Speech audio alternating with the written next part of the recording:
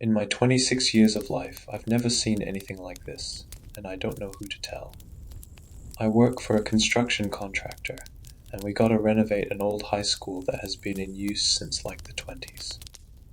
I think it had been an alternative high school called Caron Hill High.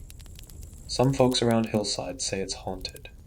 I don't pretend to know much about all that. I dropped out of high school at 17 and never got a GED, and I've been kinda there most of my life. But this thing with Kennedy Laval still eats at me. Why wasn't this in the news? There's no news of this girl or Charlotte Cruz, and I don't know what's going on. Me and my buddy Lyle are supposed to do the girls' bathroom.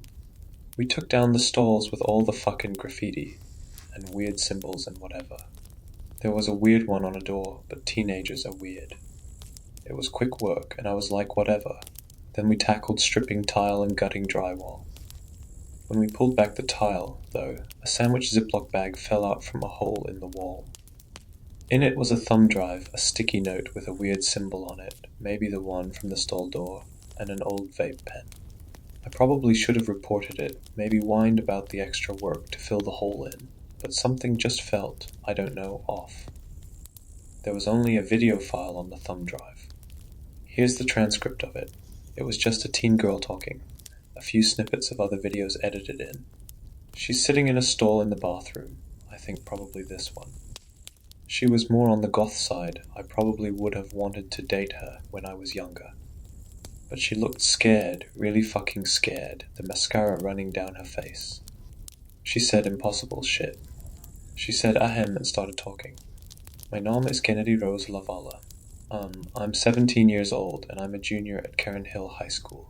My address is 726 Ironwood Lane and 22 East 9th Street North, depending on which parent I'm living with. My parents are Susanna D. Burton and Jake David Laval. My mom drinks and lives in a trailer with my heroin addict stepdad Danny Burton. My dad works on the oil fields in North Dakota for months on end. I have one blood brother, Peter, and a bunch of step-siblings I can't keep track of, including Danny's daughter Maya, who calls me her sister. That feels nice sometimes. I'm telling you this because I'm nobody, I'm trailer trash, and no one will look for me when I'm gone. But someone has to know. If you find this, I'm probably gone, just like Charlie. Try to get this to my family if you can. This is my last will and testament, I guess. The vape pen in the bag is if they find a body but can't identify it. Maybe my DNA can be identified as me and my family will finally give a fuck. If they don't, my best friend is Jordan Clark. He's a junior like me and is like extravagantly gay. I don't know his middle name. Sorry, I'm at Caron Hill High School for possession. Most kids get caught with a vape, but I got caught with a full-ass blunt in the Hillside High School bathroom, and off to Caron Hill I went.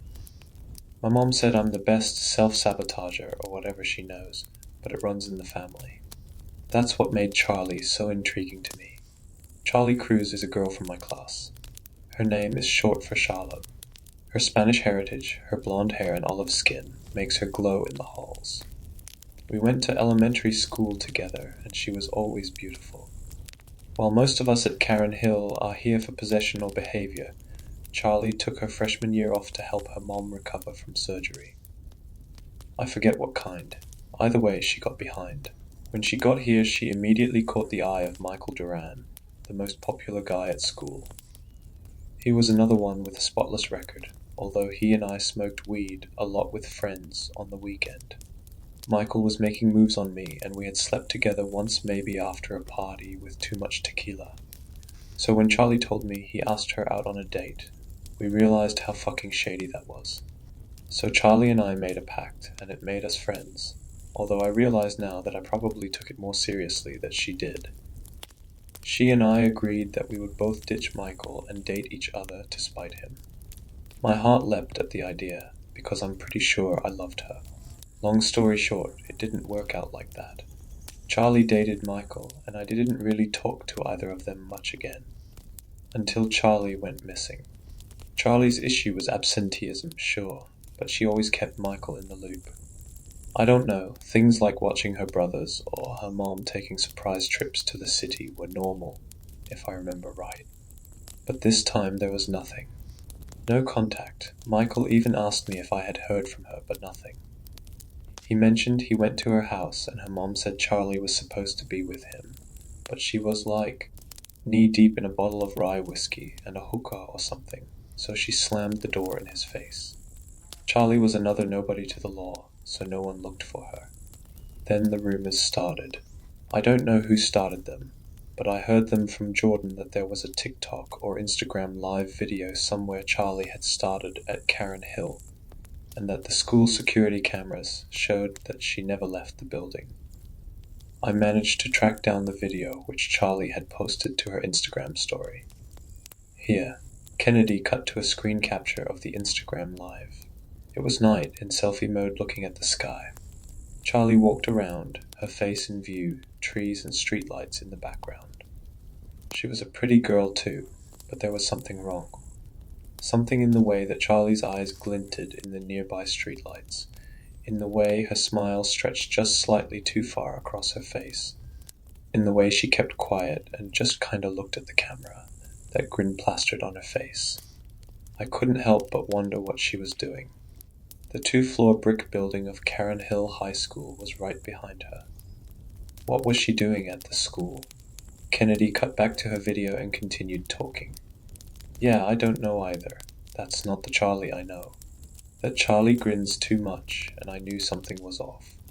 I got the help of Ben Ewing, or a senior who was at Caron Hill because he hacked into the system and changed his grades. He showed me how to view the surveillance footage from my phone. Sorry, I don't mean to implicate anyone. I could definitely see Charlie wandering around campus that night, late. She was just looking down at her phone while recording live, probably made at least 5 or 6 circuits around the school, just looking at her phone. But then she just, I don't know, went into the building. I don't know how the door got open. Through the cameras I saw her movements, and what I saw I can't believe. I recorded what I could. Kennedy cut to a screen capture again. This time of grainy surveillance from White Angel, a grid of different screens showing the full campus inside and out. One box was picked and a camera above the front door showed Charlie enter and turn right, down the steps into the basement. Kennedy picked another view to the camera at the end of the basement hallway, and you could hear the door out of view open and close. I thought Charlie would start walking the length of the hallway, but it seemed she stopped just beneath the camera, so I couldn't see her. The hallway was long, and I had seen it myself. It runs the entire length beneath the gym and beyond, with windowed double doors at the end. I could hear Kennedy say, "Here, let me fast forward," and the grainy footage sped up, the only movement the pixels, I don't know, dancing, on the dark hallway and the slightly lighter windows at the end of the hall. Then I saw it. Kennedy resumed normal playback. A silhouette of a man filled the windows at the end of the hall. Hands and face pressed against the frosty glass, but I couldn't see nothing, but I couldn't tell if it was the glass or not. 2 hands shot up from beneath. Charlie was still there beneath the camera, but her hands raised to the ceiling into view. Kennedy cut back to herself and continued.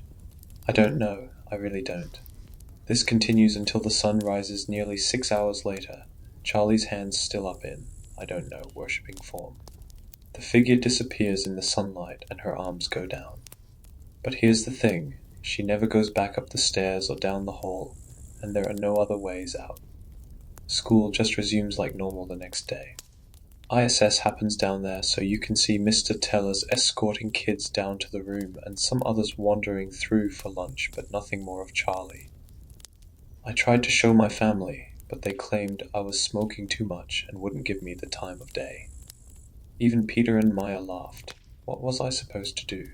The police would never take it seriously, especially given me as trailer trash, and also having a probation officer for possession. So I took matters into my own hands. I hid in the bathroom one night when I knew the janitorial staff was off, with my vape for courage and a can of Monster to stay awake. I cracked the can, took some puffs, and waited in the stalls. I tried so hard to stay awake, but I couldn't. When I woke up, I was slumped over against the stall, but it was more about what woke me up that freaked me the fuck out. Chanting. I couldn't make out whether it was multiple voices or one very fucked up one, distorted. It was almost like that throat singing thing that I've seen like Mongols do or something. I just know I froze because it was coming from right outside the door. But what freaked me out the most is that there was now a symbol etched into the door, on my side. Someone had entered the bathroom while I was passed out and etched that fucking symbol on the door facing me, without me having heard it or seen it at all. And it's not like I could have missed it. I mean, the etching sound would have been loud. I wasn't that high, I drew that symbol. She held up the sticky note for the camera. It looked like a cross from a church, but tilted to the left and a long line stretching down from the left beam. Kennedy kept talking. I'm scared shitless. My curiosity got the better of me. I followed the sound, and sure enough, it led to that damn basement hallway. I waited at the end like Charlie had done, but nothing happened. I walked down the hall, looking into the ISS room and the weight room, and then Kennedy looked down and froze. She was so still I had to check the file to see if it was still running. She looked spooked, more terrified than anyone I had ever seen. A tear ran down her face. When she talked again, her voice was shaking. I saw movement. A figure darted past the window, and I couldn't help but look into the ISS room. Then I fucking saw it. A face emerged from the darkness, and it was smiling. The chanting had stopped, and the face looked back at me, its mouth agape, as if the funniest joke had just been told, and its eyes wider than anything I'd ever seen. It was Charlie. It was definitely Charlie Cruz, but a distorted, possessed version of Charlie. I said her name, and she cocked her head like a dog. Then she licked her lips. I asked her if she was okay, and I pleaded with her through the door that we were all missing her, but she didn't respond. I'll never forget the way she looked at me. Hungry, cruel, empty. It got worse. I couldn't stop looking. It was like a train wreck. But then another face emerged next to Charlie's. Same mouth agape, same eyes unnaturally wide, flickering horrifically in the red glow of the basement exit sign. It was me looking back. Me, Kennedy Rose Laval. I was looking at my own face, distorted and twisted and disgusting. But not like I felt about myself looking into the mirror on the day Charlie chose Michael instead of me. No, this was darker, so much darker.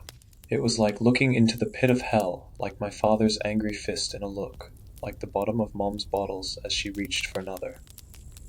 It was violent ambivalence and fatal apathy. I ran as fast as I could. My only consolation was that that was not Charlie, and maybe that wasn't me.